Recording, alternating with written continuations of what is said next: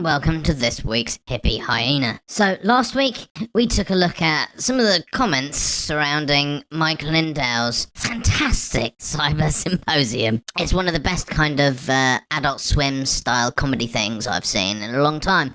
And mostly we focused on those comments of people who were its target audience slowly coming to the realization that what it was a load of old hogwash. And how humiliated they were going to be in front of their friends and family yet again. But that wasn't the only reaction, and today we're going to take a look at a video from a little YouTube channel called Dang HNN, which seemed to have a very different perspective on the Cyber Symposium and its surrounding claims and stuff. So let's not mess about and jump straight into the madness, shall we? Hello, Patriots.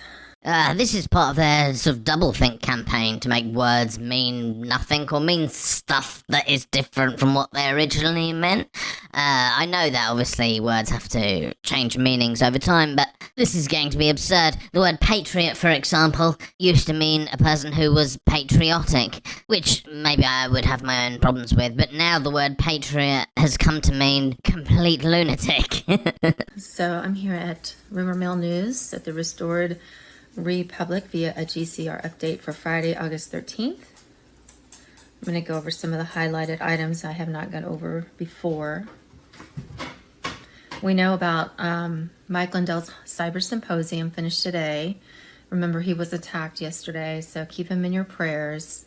Yeah, Mike Lindell's bizarre claim that he was attacked by Antifa, apparently, which turned out to be more of a Mike Lindell fan prodding him in the ribs when they were trying to get his attention on something. You know, these people live in a sort of completely paranoid fantasy. I think in some ways they sort of leverage adversity to masquerade it as authenticity. I've literally seen right-wingers say, well, it must be the truth because everyone is getting angry at me for saying it. Well, that's not how the truth works. If you say something dumb and offensive, people are probably going to call you dumb and get annoyed with you for being offensive. That doesn't mean what you're saying is true, obviously not. What makes what you're saying true is its relationship with evidence, preferably proof.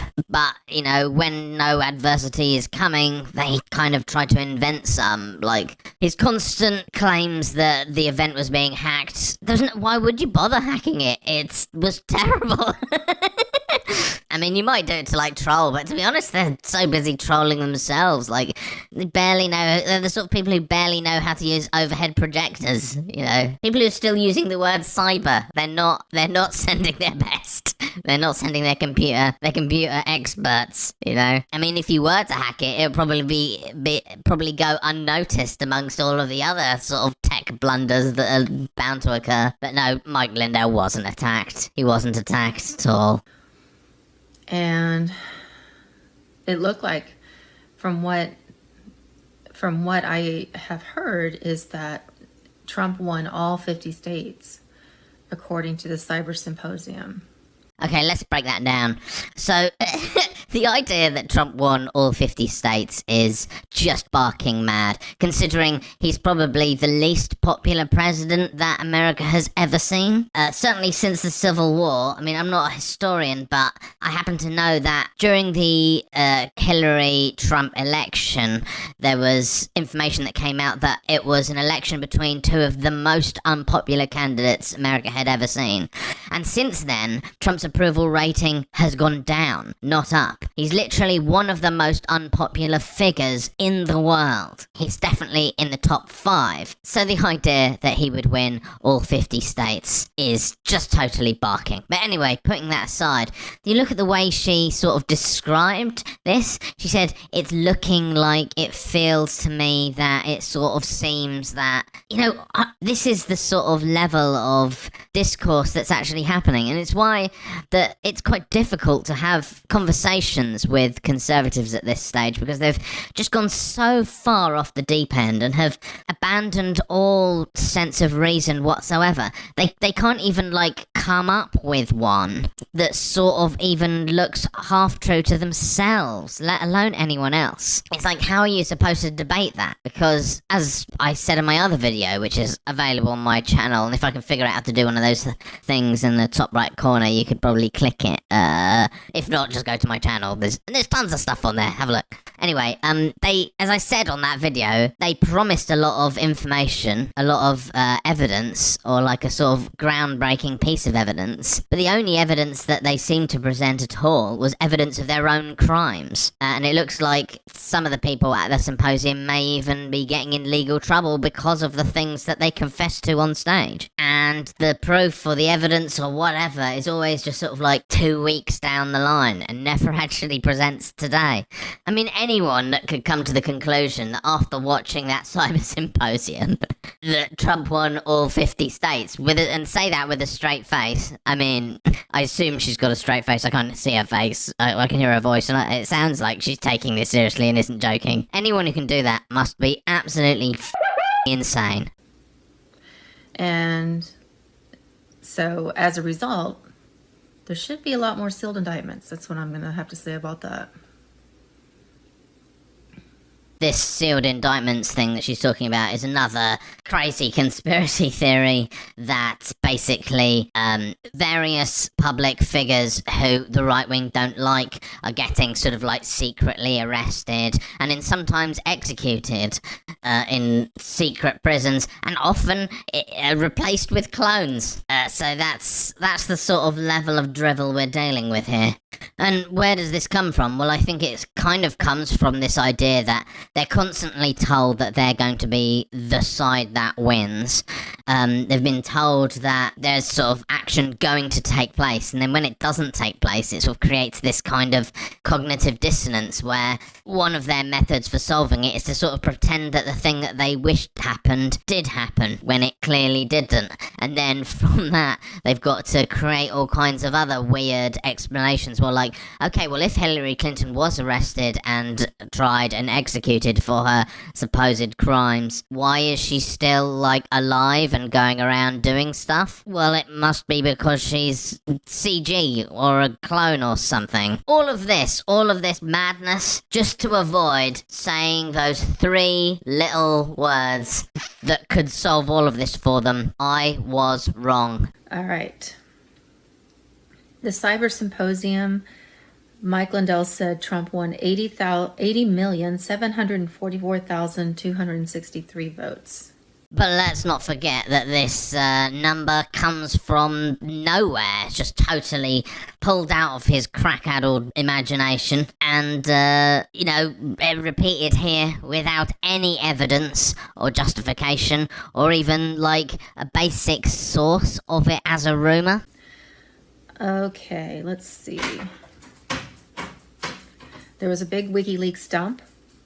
Everything from Hillary Clinton's emails, McCain's being guilty, the Vegas shooting, Steve Jobs, HIV letter, Pedo, Podesta, Afghanistan, Syria, Iran, Bilderberg, CIA agents arrested for rape, and the WHO.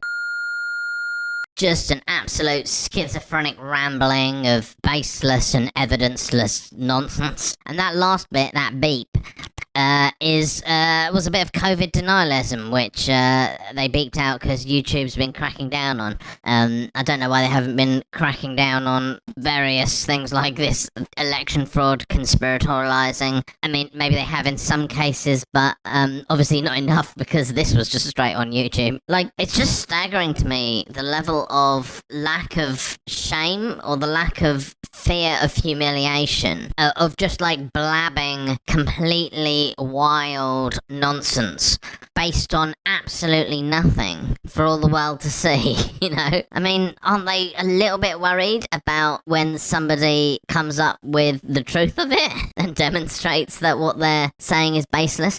I think, here's the thing, like in the past, like conspiracy sort of theorizing and so on, it stood to get criticized because people would be like, what's it based on? And then you could point out to the evidence, and then they could attack that evidence and sort of break it apart and demonstrate why that conspiracy theory may not be true in the cases where it wasn't. But it's sort of like this new method where, just like the number of votes that Trump supposedly got, wildly pulled out of nowhere with no evidence to support it whatsoever. So when you say sort of what evidence is that based on, and there is no evidence that it's based on, so you can't attack that evidence. In a weird way, the fact that it's totally baseless makes it kind of rhetorically stronger. It's almost like bulletproof in terms of critical thought. You can't really apply critical thought to it because it just defies any form of critical analysis, because it's just literally gibberish. It's just like they might as well just be like blah, blah, blah, blah, blah, blah, blah, blah, blah, argue with that. I mean, in a sense, the right wing has always kind of talked baseless nonsense, but at least in the past, they had the sort of dignity to pretend that it was based on something a bit, to try and take part in sort of civil discourse. But this new breed is just amazing. It's just amazing, you know. And that's the situation, you know. For me, running a sort of right wing commentary channel, this sort of gibberish basically defies commentary. Like, what can you say about it? There's only so many times I can repeat that they're so stupid and this just makes no sense. But the thing is, they don't care that it makes no sense, and they don't care that they're stupid. You know, they've been called stupid their entire lives because they are stupid, and they're, you know, immune to that now. So I guess that means they're just free to just babble on whatever the they want, and we're powerless to basically do anything. We can't even satirize it, because it is beyond satire. It's literally like further than satire deemed to go, you know. Anyway, I hope you enjoyed this episode of Hippie Hyena, and look after yourselves and don't go nuts like these guys.